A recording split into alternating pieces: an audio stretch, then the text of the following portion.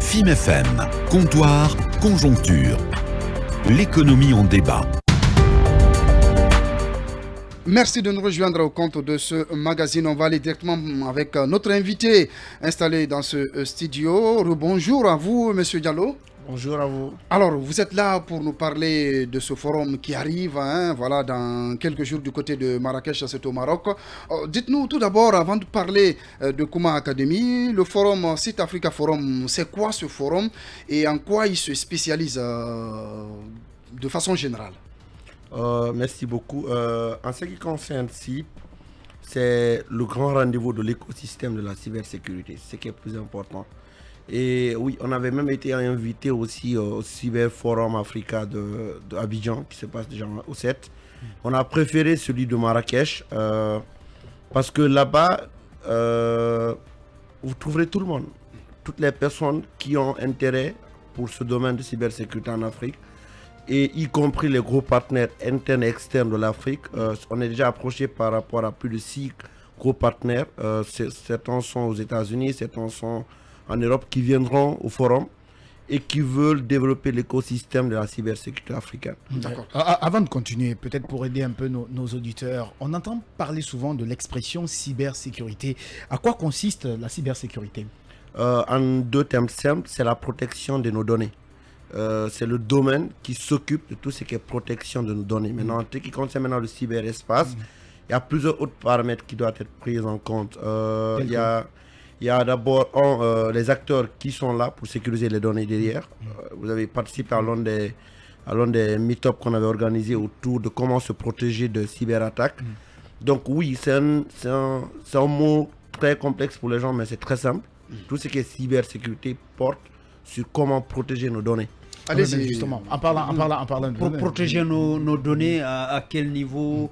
C'est des données data individuelles ou quoi? C'est important de préciser quand même la nature des données, comme le souligne Kiano Suleiman. Je suis d'accord. En ce qui concerne les données, il y a les données individuelles, il y a les données d'entreprise, il y a les données de masse.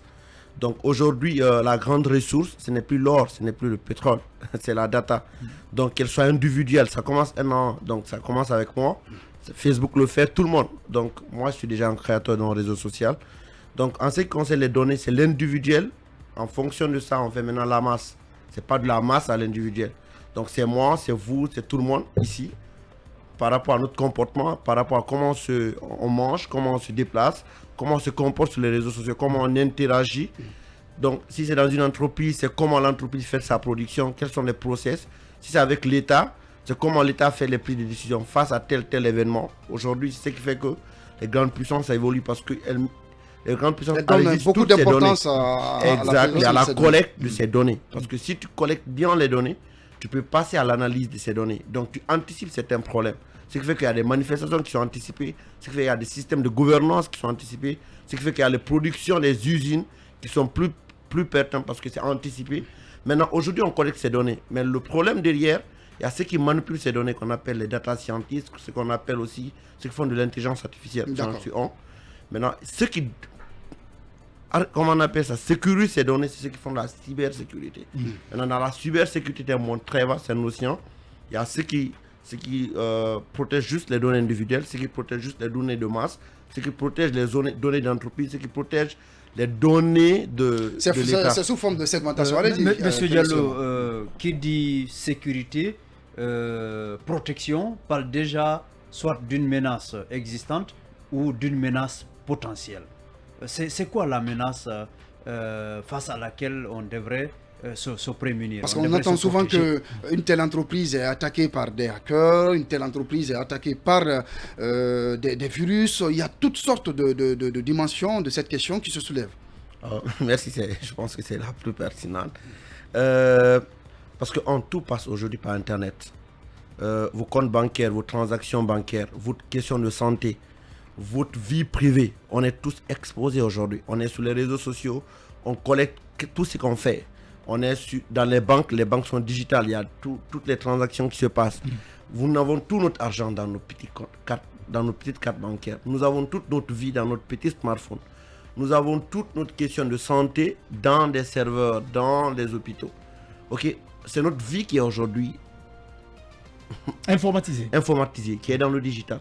Donc, Si notre vie, c'est comme votre maison, on est tous obligés de mettre du cadenas, fermer notre maison. On va aller avec des termes simples. Donc aujourd'hui, le fait que notre vie aussi, dans une petite maison, les serveurs sont des petites maisons, ok? Notre vie est là-bas. On a besoin d'avoir un cadenas. De sécuriser tout cela. D'avoir une clé pour fermer. Sinon, tout le monde a accès dans la chambre, on fera tout ce qu'on veut. Si j'ai mon argent ici, qu'est-ce que je dois faire? Je dois mettre un cadenas. Donc aujourd'hui, nos données sont comme ça. Nos données sont exposées mondialement. Et si nous n'avons pas cette habitude de sécuriser dans ce nouveau espace où on a nos données, c'est une question de risque. D'accord. Alors, Allez-y, Maman Djembo. Oui, vous avez parlé tout à l'heure de sécuriser les banques, sécuriser les data et tout ce qui s'ensuit. Mais est-ce que vous êtes approché par l'État? Parce que vous savez, nos frontières également, il faudrait que nos frontières soient sécurisées. Et vous avez dit qu'il faut prévenir les menaces. Et prévenir les menaces, ce n'est pas que seulement prévenir les menaces basiques en fait. Il faut aussi prévenir les menaces terroristes et tout ce qui s'ensuit. Est-ce que l'État vous approche concernant cela? Est-ce que Kouma s'étend jusqu'à ce niveau? Puisque quelque part, il faut une sorte de collaboration, d'interaction entre vous et les gouvernants par rapport à la prise de décision, par exemple. Exactement, merci beaucoup. En ce qui concerne l'approche avec l'État, on a déjà commencé avec la Direction nationale des systèmes d'information. On a approché le ministère de l'Enseignement supérieur. Kouma Academy, on est en train de s'ouvrir, on a mis tout un écosystème. On est allé en Inde pour prendre l'un des leaders du domaine pour pouvoir former. Parce qu'il y a un truc, il y a une chose qui est là, certain. On ne peut pas parler de cybersécurité, on n'a pas formé en masse des jeunes qui sont capables de le faire. Ok, nous, on était dans le digital, on était en train de créer, on a dit, ok, c'est pas la vérité ça. La vérité est qu'on ait une pléthorie de demandes, une pléthorie de jeunes qui sont capables de faire de la cybersécurité. Une pléthorie de jeunes qui sont capables de faire de l'intelligence artificielle. Si on a ça, on pourra maintenant parler de sécuriser nos entreprises, de sécuriser... Parce que c'est deux choses. Ce qui est là, la menace, elle est là, c'est exact. C'est soit on sort, on prend des experts à l'international, on les paye hyper cher. Avec plus... Un bon ingénieur de cybersécurité n'est pas payé à moins de $5 000, à 50 millions de francs guinéens. Donc, c'est soit on sort, on part les prendre. En deuxième risque, ils ne sont pas de la Guinée. C'est soit on forme local, parce qu'on sait que quel que soit le truc, il est guinéen. Et ensuite, maintenant, on parlera de cybersécurité. Mais dans le même sillage, permettez Vicky, dans le même sillage, en quoi cette notion de cybersécurité peut avoir des retombées économiques, par exemple pour un pays, par exemple pour une entreprise, excusez-moi, pour un pays ou pour des décideurs? En quoi ça peut avoir des incidences économiques, par exemple? Pour compléter la question de Mamadou Boyi, on parle souvent de données. À quoi nous faisons allusion? Pourquoi aujourd'hui on dit que les data, les données donc sont très chères, sont des mines d'argent pour l'État? Un exemple simple. Si vous voulez un contrat avec une entreprise, vous allez envoyer par mail. Vous n'allez pas déposer le dossier physique. Si moi j'ai accès à votre compte mail, je peux anticiper, savoir qu'est-ce que vous décidez par rapport au client. Et si j'ai avant vous la décision, je peux mieux anticiper à avoir le contrat avant vous. Donc ça me coûtera combien? Minimum 1 milliard, 2 milliards si le contrat existe. Je ne sais pas si vous comprenez un peu bien. Deuxième des cas, si c'est avec l'État, si le président, si je sais que je suis le Sénégal, je sais que l'exemple récent c'est avec le cas australien, avec les États-Unis. Je sais que le contrat, l'État guinéen veut avoir ce contrat de tel type. Ok? Moi je suis sénégalais, je sais que la Guinée va se comporter comme ça. J'ai accès à sa prise de décision. C'est pas l'argent qui est important. L'argent, c'est pas ce qui est important. C'est la prise de décision qui est importante. Si j'ai accès à sa prise de décision, je saurai comment l'aborder, je saurai comment anticiper avant lui, je saurai comment l'attaquer. C'est ça la question de données. Donc si je sais comment l'attaquer, il va perdre soit en crédibilité, soit il va perdre en argent, soit il va perdre en même finance. En image, hein, même en image. Vous comprenez un peu bien. En ce qui concerne les réseaux sociaux, c'est un peu ça. Si j'ai accès à vos messages avec lesquels vous faites de façon intime, avec votre co-épouse ou bien avec vos parents, avec vos proches, je vais faire votre profil. Je peux savoir comment vous vous comportez, je peux savoir comment vous fonctionnez, je peux savoir qu'est-ce que je veux de vous, qu'est-ce que je peux prendre de vous, qu'est-ce que je peux exporter. Donc la data, c'est obligé de la protéger. Si je dois, si j'ai du diabète ou bien j'ai autre maladie, j'ai accès, quelqu'un a accès à mon dossier médical.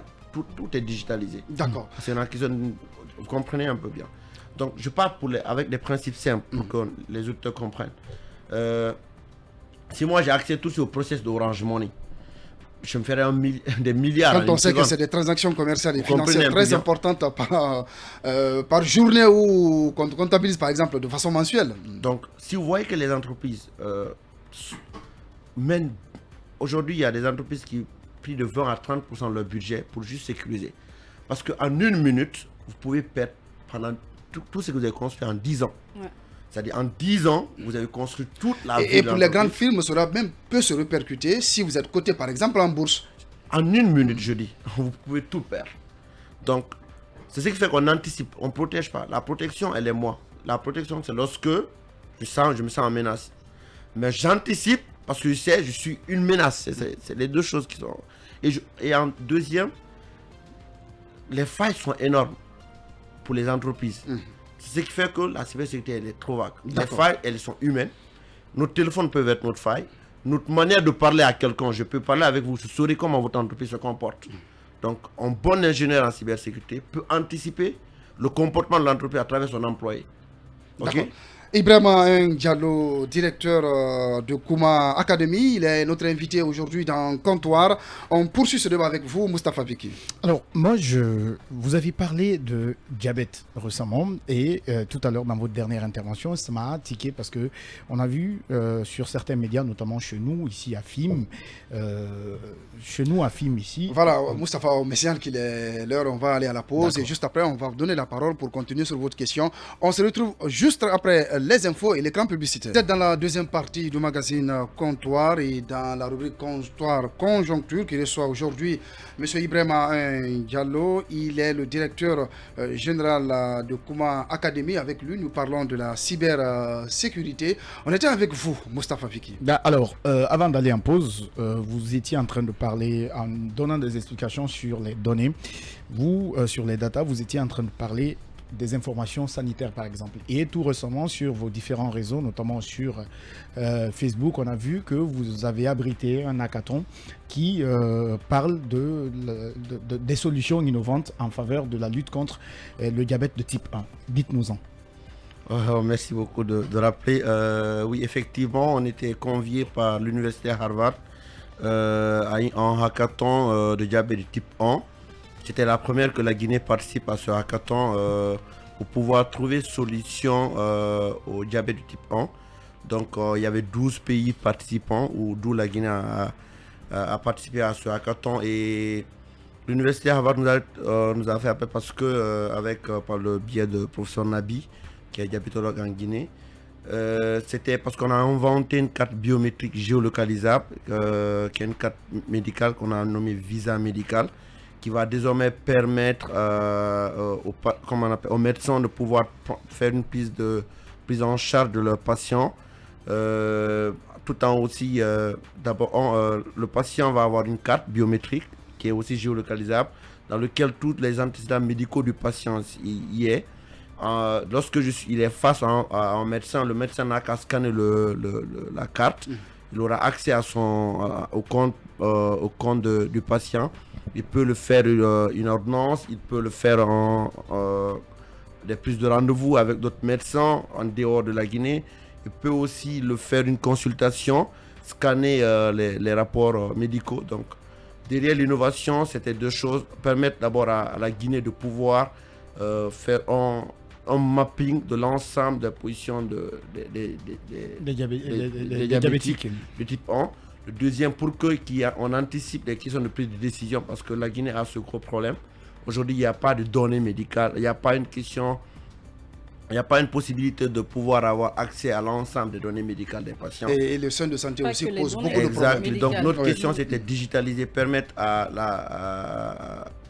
aux responsables du diabète en Guinée de pouvoir visualiser l'ensemble des données et des problèmes. Donc une sorte de cartographie des Le patients. deuxième, permettre aux médecins d'avoir une possibilité, à travers le digital, de prendre en charge leurs patients. Moi, je voudrais aussi vous entendre, ou bien que seulement vous avez une question. Enfin, oui, mais par rapport justement à la rencontre à laquelle... D'accord, vous allez poser toute la question. Moi, je voudrais quand même vous entendre sur l'apport que vous faites aujourd'hui à l'endroit des entreprises de la place, en termes de digitalisation, de sécurisation de leurs données. Est-ce que vous évoluez sur ce terrain aussi? Oui, Je suis déjà en tout le fondateur de Kuma, qui est une entreprise spécialisée dans le développement de solutions. Et notre dernière solution, c'était la plateforme de tracking, la plateforme de surveillance au Covid-19 contre la Banque mondiale, qu'on a développée par l'appui de Bossège. Donc, c'est cette plateforme que l'ANSS a utilisée dans le cadre de suivi des contacts en Guinée. Oui, on est dans cette dynamique. On a été approché dernièrement par la Banque centrale pour développer la plateforme de reporting bancaire, mais pour l'instant, on n'a pas eu le contrat. Donc, effectivement, on est en train de s'approcher des entreprises pour leur dire que ce n'est pas la peine.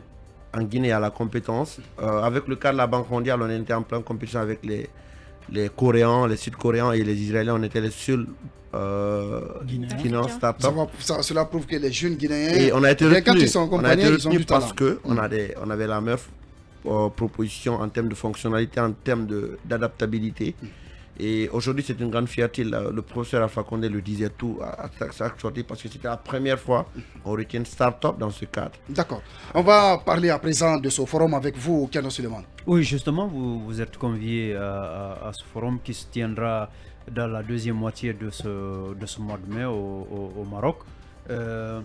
Alors, votre participation, c'est vrai qu'il y a des rencontres, il y a des échanges, mais est-ce qu'on peut en savoir davantage? Qu'est-ce qui est attendu de vous dans le cadre de cette participation? Et qu'est-ce que vous comptez apporter lors de ce sommet? Est-ce que vous comptez nouer des partenariats ou présenter les solutions que vous développez en amont en Guinée? Les deux. D'abord, pour nous, c'est un honneur pour que la Guinée commence à être dans ces grands rendez-vous. Ça veut dire qu'auparavant, on était absent? C'est la première fois qu'on participe au site. Donc, d'abord, c'est ça notre dynamique. C'est faire de la Guinée une référence en question de cybersécurité, en question d'intelligence artificielle. On sait que c'est la première, on sait qu'on a un gros défi, mais notre premier défi d'abord, c'est de nous faire connaître. Qu'on n'est pas que juste en Guinée, qu'il y a de la compétence.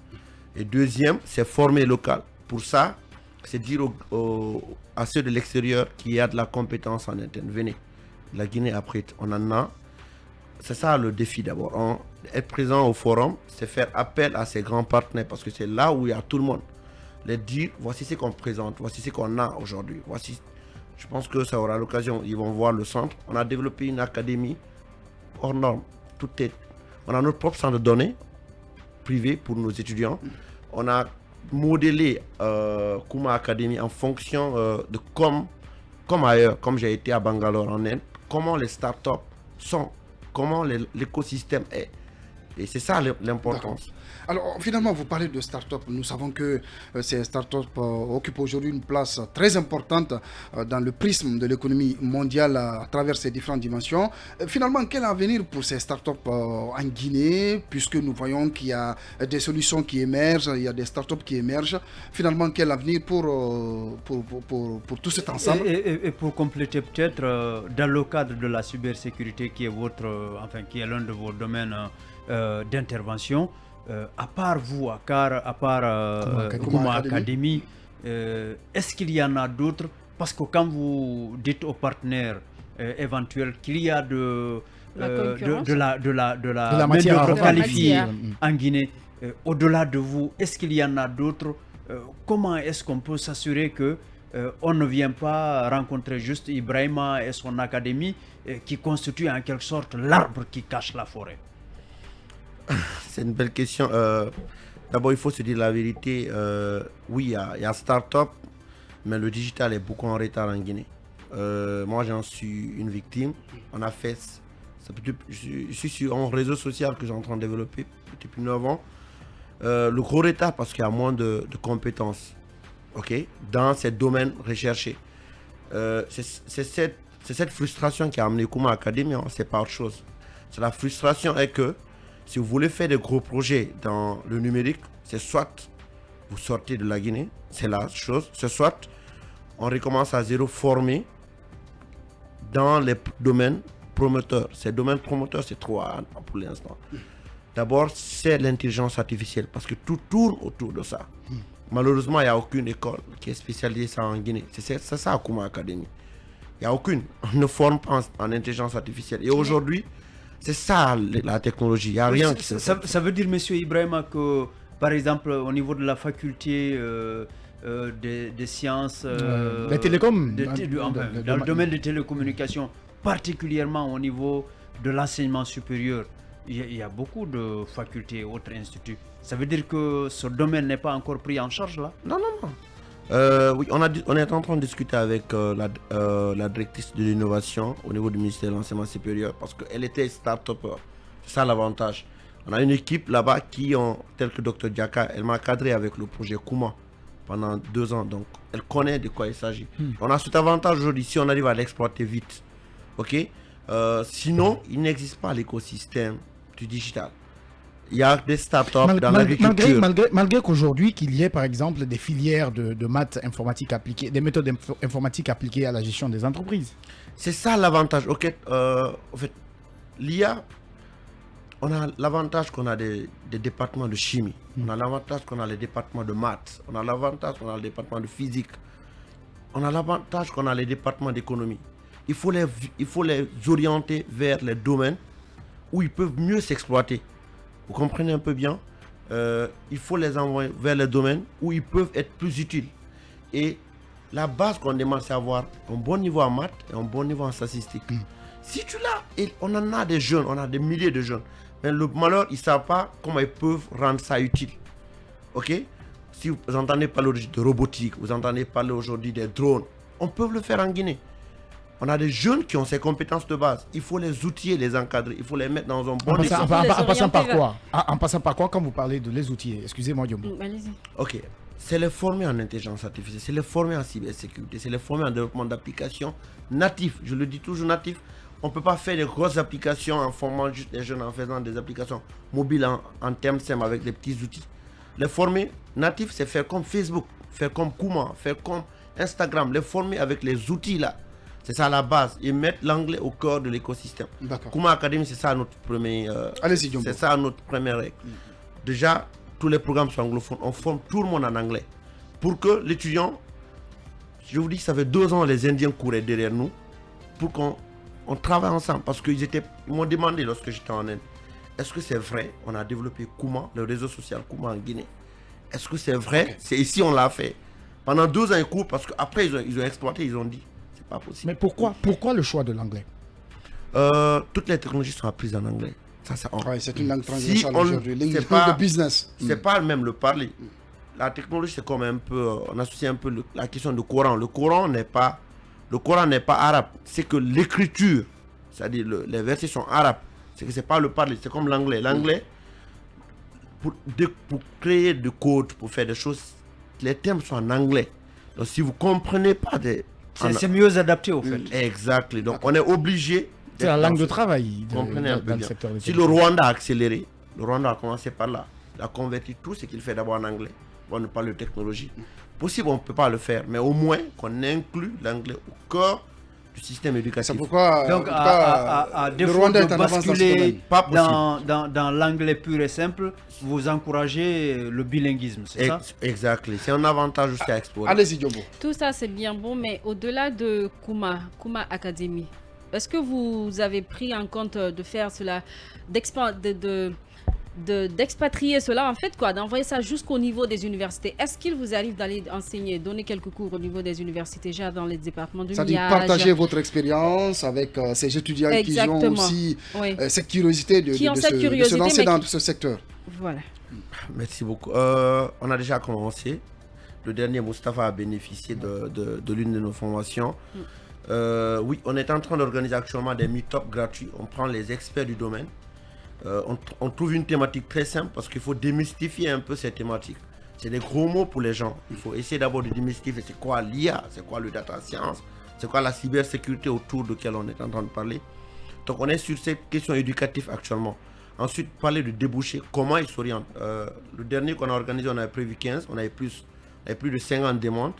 Donc on est en train d'organiser, l'une de nos actions va aller vers les universités bientôt, où on est en train de faire une orientation vers ces domaines. Pour que les étudiants comprennent, c'est soit vous les faites maintenant, c'est soit vous quittez le pays et vous n'êtes pas... on n'a pas de la valeur aujourd'hui en technologie si on ne maîtrise pas l'un de ces domaines. Alors, j'imagine que vos séances de formation, excusez-moi, que vos séances de formation sont parfois vos propres initiatives, c'est-à-dire c'est des projets que vous prenez en charge sur le plan financier, mais est-ce qu'à côté, il y a aussi le volet payant, c'est-à-dire que quelqu'un qui soit intéressé par le domaine vienne vers vous avec la possibilité de payer sa formation. Exactement, on a déjà ouvert les inscriptions, on a déjà beaucoup d'étudiants qui ont commencé à venir.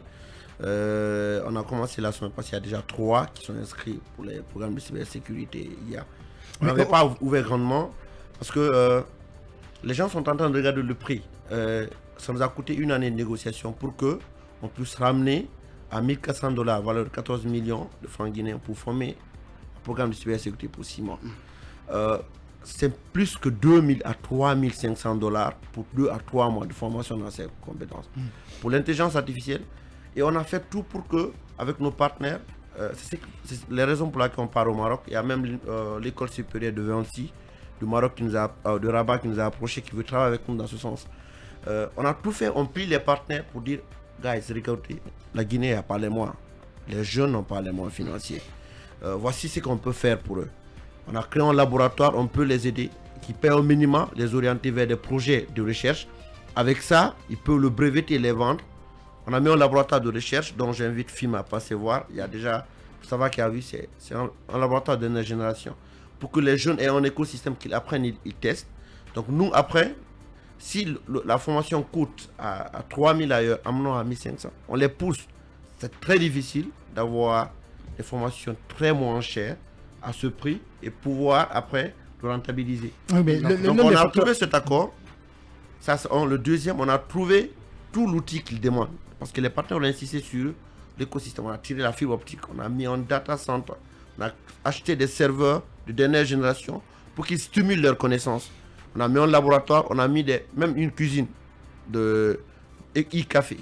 Je pense qu'il faut juste passer voir. Mais en fait, l'un des facteurs qui empêche nous, généralement, les jeunes à aller vers les écoles, bon, disons les centres de formation ou les académies de cybersécurité ou d'intelligence artificielle, parce que souvent, les gens ignorent le contenu académique à offrir aux apprenants. Qu'est-ce que Kouma offre aujourd'hui à ses apprenants? La pratique. C'est-à-dire, la pratique, c'est-à-dire? Oui. Tout est fait pour que l'étudiant sorte praticien de domaine. Tout est fait à Kouma Academy pour qu'il soit praticien du domaine. 80% pratique, 20% théorie. Ça, c'est un. Le deuxième, l'étudiant, dès le départ, on fait tout pour qu'il ait un projet. Il apprend autour d'un projet, c'est-à-dire un projet professionnel. On a fait tout avec les partenaires. Nos domaines de privilège, c'est l'agriculture, la santé, les mines. Donc, on a orienté les programmes vers les domaines qui sont appliqués chez nous. Donc, on a contextualisé les cours en fonction des domaines pour que, s'il apprend la cybersécurité, il apprend autour de ce que la Guinée peut tirer dedans. S'il apprend l'intelligence artificielle, qu'il apprenne autour des domaines que la Guinée peut tirer profit. Parce que ce n'est pas formé, c'est ça là, le gros risque toujours. On forme, on n'adapte pas en fonction d'aujourd'hui, de demain, de ce que la Guinée a. D'accord. Ok. Alors, donc, on a modulé ça. Deuxième, on est en train de développer un réseau de mentors pour qu'un étudiant avec Kouma Academy, qu'il ait un mentor qui le suit pendant tout le process d'apprentissage. On a eu avec les Indiens, on est en train de faire avec les Marocains. Et je le dis toujours même sur les réseaux, on ira partout où les compétences se trouvent. On vise pour l'Israël bientôt, pour la robotique, pour faire les drones, pour qu'on envoie ces gens en Guinée, qu'on forme sur le sol guinéen. Et qu'on commence à être en Guinée et être employé ailleurs. Le Kenya le fait, pourquoi pas nous? Le Rwanda le fait, pourquoi pas nous? Le Sénégal a commencé. Moi, je connais des gens, ils sont au Sénégal, ils sont employés en France, ils sont employés ailleurs. Ils font plus d'argent. Et pourquoi? Parce qu'on est en train de les former dans les domaines les plus recherchés. D'accord. Alors, dites-nous, ces données, comme je le disais tantôt, représentent des sources de revenus pour les entreprises. Mais quelle stratégie faut-il mettre, par exemple, en place pour pouvoir, n'est-ce pas, se soustraire de l'emprise des risques auxquels on s'expose, par exemple, pour pouvoir sécuriser, bien évidemment, ces données, puisque les risques sont vraiment très grands. Le plus gros risque, ce n'est pas le risque équipement. Ok? Le plus gros risque, c'est le risque humain. Je le disais tantôt, si je suis un bon ingénieur en cybersécurité, à travers le personnel d'une entreprise, je peux pirater l'entreprise. C'est-à-dire à travers son comportement. Donc aujourd'hui, la plus grande chose à faire, c'est nous d'abord, humains, nous qui travaillons dans les grandes entreprises, de mieux se comporter sur les réseaux sociaux, de mieux se comporter sur l'Internet. Mieux se comporter, cela renvoie à quoi? Quel genre de comportement mieux se comporter? De ne pas, d'abord, de ne pas tout dire, de savoir quoi dire et comment le dire, de savoir et quand le dire. et quand le dire. Ça, c'est le deuxième des choses, savoir comment on utilise l'Internet. On aime trop les gratuits. 80% des gratuits ont des virus. Surtout. On le disait l'autre fois. Surtout, on en parlait. Ok. 80% gratuit de quoi? Mais De la connexion ou des forfaits? Les forfaits, les sites qu'on navigue pour Surtout avoir les les réseaux, données. Souvent, on aime souvent les aller. sources d'Internet gratuites. 80% c'est les cookies, tout est piraté. Deuxième des choses, précisément, la grande faille aujourd'hui est sur les réseaux sociaux. C'est là-bas on fait notre profil. Un bandit, s'il veut t'attaquer, il ne vient pas au hasard. Il prend tout son temps à faire ton profil. Il sait quand est-ce que tu rentres, comment tu te comportes, quand est-ce que tu te réveilles. C'est après ça Quel est ton attaque. pouvoir d'achat, tout ça. Le pirate, c'est ce qu'il fait. Il part sur les réseaux sociaux, il sait comment tu interagis face à une publication, comment tu commentes, qu'est-ce que tu dis souvent, qui tu rencontres, tu as mis avec qui et qui, où il part, quel est le type d'internet tu utilises, il fait ton profil. À travers déjà le type de connexion que tu utilises, il sait quel est ton pouvoir d'achat. Si je sais, tu utilises tous les jours 1 giga de connexion par jour, tu sais, techniquement, tu vas te situer dans quelle fourchette d'argent ta recherche. Si tu utilises 100 mégaoctets, je sais où se trouve ton profil. Si je publie face à des questions politiques, quand on parle ethnie, c'est comme ça que j'interagis. Je sais directement quel est ton niveau de sensibilité face à cette thématique. Donc c'est une question de profilage. Plus on est éduqué sur les réseaux sociaux, plus on est éduqué de comment on se comporte sur Internet, on est protégé. Ensuite, maintenant vient de former des ingénieurs, des responsables de cybersécurité pour qu'ils sécurisent l'espace cyber. Ils sécurisent l'espace digital. C'est après nous que, même si c'est comme une cour, même si tu essaies de mettre tout cadenas partout, tu essaies de mettre des garde-fous partout, tu donnes la clé de cadenas à quelqu'un. S'il perd la clé, quelqu'un d'autre. Moi, je voudrais quand même vous entendre sur une question toute simple. On va faire une petite simulation. On prend une entreprise ou une PME qui évolue par exemple dans les mines, dans les télécoms par exemple. Évaluez-moi un peu le risque que cette entreprise peut encourir en se faisant par exemple pirater. Quels sont les risques et qu'est-ce qu'elle peut perdre en termes financiers par exemple? Bel exemple. Orange, si un piratage prend 5 minutes, il perd des milliards. Si ça dure 1 minute, il perd des milliards. Les transactions financières, milliards. Les flottes qu'on achète, unités, c'est des milliards. Je ne sais pas si vous comprenez un peu bien. D'accord. Un conseil, par exemple, pour ces employés des entreprises qui utilisent, c'est que plusieurs employés utilisent un même poste. Un même poste, un même ordinateur, un même téléphone. Quel conseil avez-vous à donner à ces gens pour éviter Parce que seul Dieu sait, dans de les se faire entreprises, pirater? combien de fois c'est fréquent? C'est plus de risques. Quel conseil pratique? Non, ce que je dis, ça c'est un gros risque. Parce que je ne suis pas Mustapha, Mustapha n'est pas Suleiman, Suleiman n'est pas l'autre. Vous comprenez? Je peux mieux me comporter sur l'ordinateur. L'autre vient, il ouvre plus de risques. Et si un ordinateur est piraté dans une entreprise, toute l'entreprise est au risque. C'est pas si on comprend un peu bien. Si on pirate un seul téléphone qui est à l'internet, on peut pirater toute l'entreprise. Parce que la fenêtre est ouverte. C'est ça, en fait. D'accord. Je fais toujours simulation à une porte, à une fenêtre. Si on le comprend comme ça, on peut comprendre cybersécurité. Si on ne le comprend pas, parce que la technologie, elle est belle, c'est lorsqu'on l'explique avec notre comportement quotidien. D'accord. Vous comprenez un peu bien. Cybersécurité, c'est ma maison, c'est ma chambre, c'est mon comptoir, c'est ça un peu. La data, c'est mon comportement de la vie, c'est ma manière de vivre, c'est ma manière de manger. Les informations sur nous. C'est ça la data. Voilà qui est bien dit. Grand merci à vous, Ibrahim Diallo. Je rappelle que vous êtes le directeur général de Kuma Academy, une école d'intelligence artificielle et de cybersécurité qui va prendre d'ailleurs part au forum de Marrakech, un forum consacré aux cybersécurité qu'on appelle le site Forum Africa. Grand merci à vous d'être passé dans nos studios pour nous expliquer de fond en comble cette notion de cybersécurité et l'incidence économique que cela engendre. Merci aux chroniqueurs de ce magazine. Merci pour votre fidélité. On se retrouve la semaine prochaine Merci beaucoup. pour d'autres aventures de comptoir. Bonsoir chez vous.